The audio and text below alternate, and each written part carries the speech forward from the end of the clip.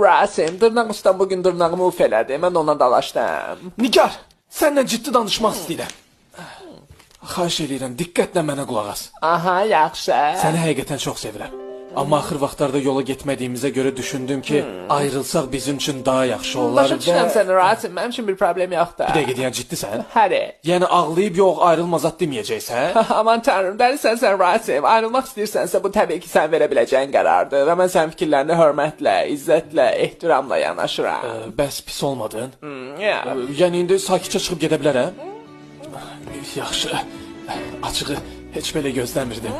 Özündən müğayət ol. Rasim! Ayrılma səbəbi nədir? Nə? Əgər məndən ayrılırsansa, onda mənlə bağlı bütün problemləri deməlisən. Nə bilim, yəni axır vaxtlarda dostlarımla görüşməyə ümumiyyətlə icazə vermirdin. Demək olar hər gün bir yerdə olurdu. Saxla bir dəqiqə, demək istəyirsən ki, mən səni çox sıxırdım. Yo, Nigar, mən elə demək istəmirdim. Sən məni ümumiyyətlə sıxıb eləməmsən demək olar. Amma dediyindən elə başa düşdü. Məncə sən bu dəqiqə əsəbisən deyə elə düşünürsən. Mən əsəbi deyiləm. Mən bu dəqiqə özümü çox yaxşı hiss edirəm. Mən səni sevməkdən başqa deyiləm.